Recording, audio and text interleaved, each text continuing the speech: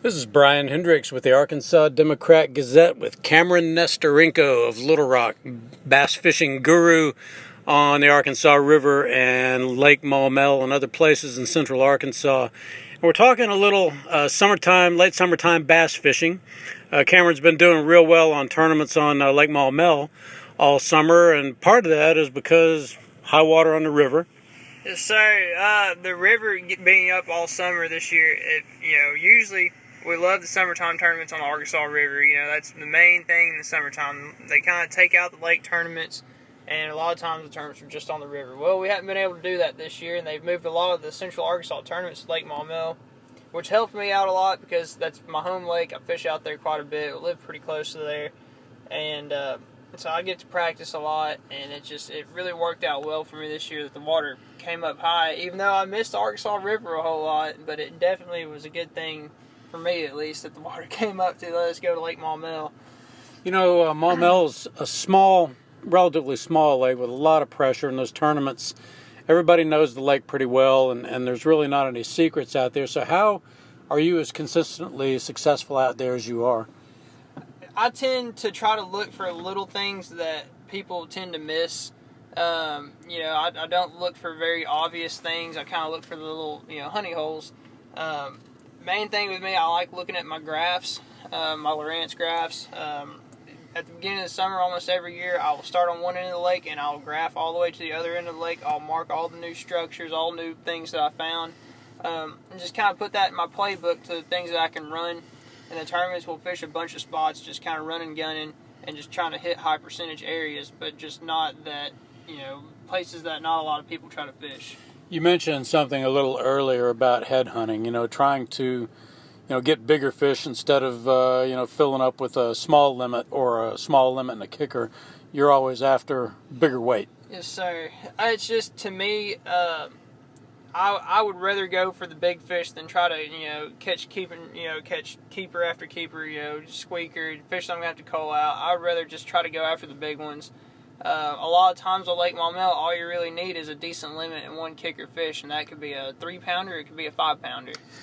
It seems like the trend in the big major tournaments, Bassmaster and FLW both, has been more of that, where people are going after limits of big fish, just trying to put some distance between themselves and the rest of whoever might be in second or third.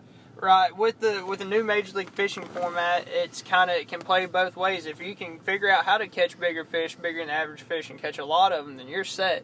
But a lot of times, if you can't catch bigger fish, then you can still keep up catching little fish. But in the traditional 5 bass tournaments like we have around Little Rock or around Arkansas in general, or Bassmasters or FLW, that's what you want to be doing. You want to be going for the big fish. You don't even really want to mess with the small fish.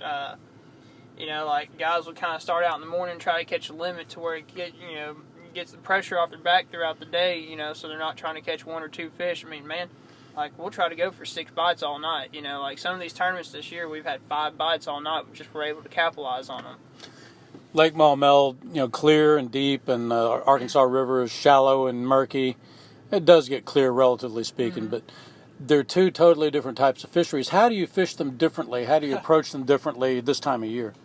So after fishing Lake Maumelle all summer, the Arkansas River finally started going down, and I had to switch all my tackle around. Usually we're fishing relatively deep around Lake Maumelle.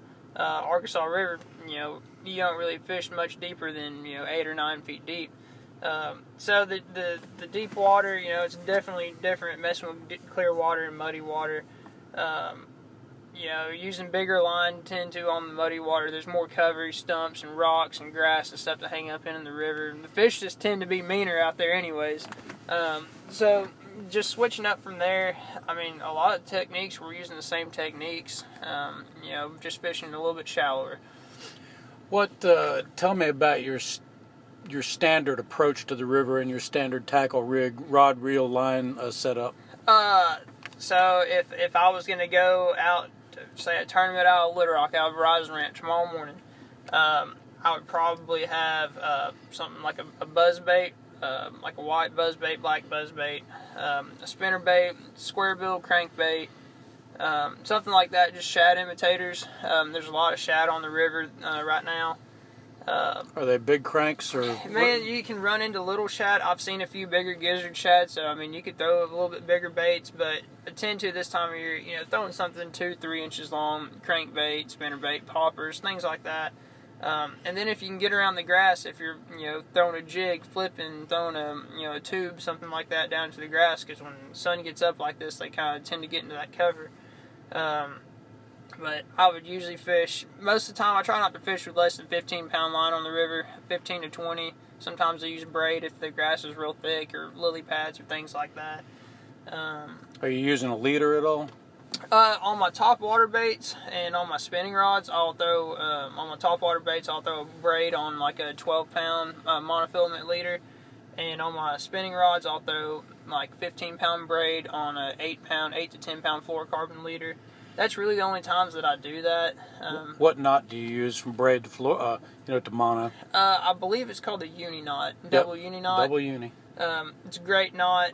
Kevin Short showed it to me a long time ago, and it's worked for me ever since then. And it's a great knot in my opinion. There's better knots that I've heard of, but it's kind of hard to figure out watching YouTube videos, watching guys do these complicated knots. And your lake rig would be what? Just to go out on a tournament on the lakes right now? Yeah. I would throw probably, right now, I would have a top water bait to chase wolfpack fish up shallow right now. And there's always, this time of year, late August, there's always a population of fish up shallow and out deep. So it's kind of whichever you want to chase. So I'd start out with top water bait. I'd definitely have like a deep diving crankbait, a worm, a drop shot, a jig, things like that. You mentioned something earlier about big spoons and giant spoons, which is not something we hear about too much around here. Yeah, I mean a lot of guys don't throw them, and it's kind of tough to catch them on it. It's it doesn't happen very often. If you can find the right school of fish, you can get them to fire on it. But a lot of times it's just something that they don't see a whole lot. If you go to somewhere it's real pressured, if you can just figure out something that you don't think that those fish see a whole lot. Obviously fish see those crankbaits and the swim baits and things like that. If you can just kind of figure out something a little different, it could be a underspin, it could be a spoon, a hair jig, anything like that. It's just a little bit different. What is the difference between vertical jigging and cast spooning? Vertical jigging would be like something, I would do that in the wintertime. Yeah. Where you're dropping the spoon directly below your trolling motor, watching the fish on the graph. It's almost like playing a video game. I'm watching my spoon go up and down on my graph, watching these fish move up to them. And then throwing a flutter spoon would be you're casting the spoon out there, letting it sink to the bottom, taking up slack on it, and just ripping it up. Trying to rip as much line up as you can, and then letting the spoon kind of flutter back down. You kind of just have to play with it, get your cadences down and stuff, kind of figure out what the fish like.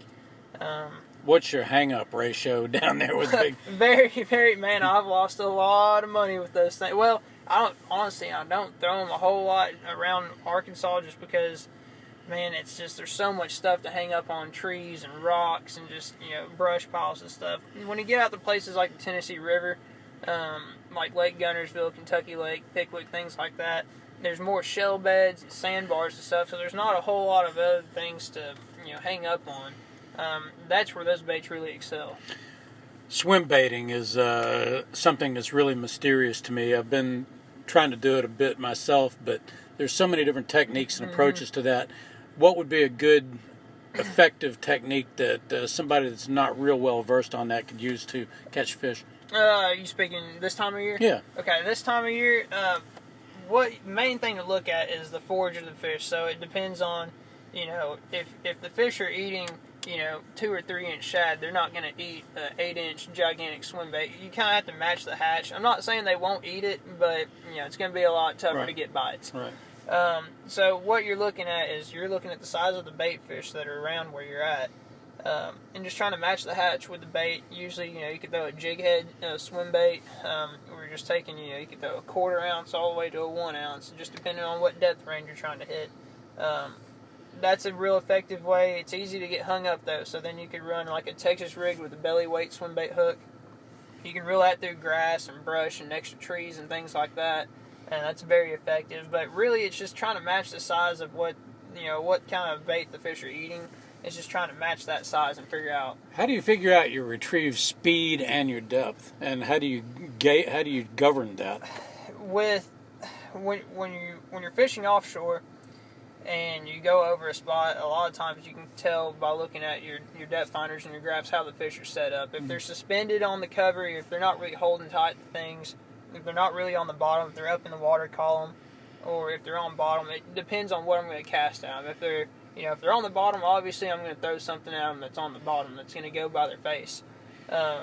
If not, if they're saying I'm fishing 20 feet deep and the fish are suspended in 14 feet of water, I'm going to throw a bait that I can get down there that will suspend on them. And you kind of throw out there, you got to mess with your weights on your baits, but you can kind of tell, you count it down, 1, 2, 3, and then when you get to the right second, start reeling, and that's how you start kind of getting the fish that are suspended. You're just kind of controlling the depth of the range that your bait's in just by counting down and reeling.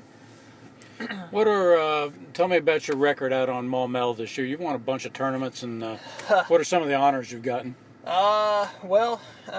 fish a lot of Tuesday nighters. They have a Tuesday night series that's been going out there for 30 years. I think we won 5 of those tournaments this year. Andrew Woolley, my partner. Okay. He's a great fisherman. We've won, I think we've won, either 5 or 6 Tuesday nighters and one big tournament, which was actually put on by the Buzz. So that was a pretty cool deal. We also won Angler of the Year for the Tuesday night events, which is a great thing, and qualified for our championship later in September. All right. Well, we have been visiting with Cameron Nesterenko of Little Rock. Appreciate the insight into modern bass fishing and telling us some things that a lot of folks might know. And you've been with Bryan Hendricks of the Arkansas Democrat Gazette. Thanks for listening.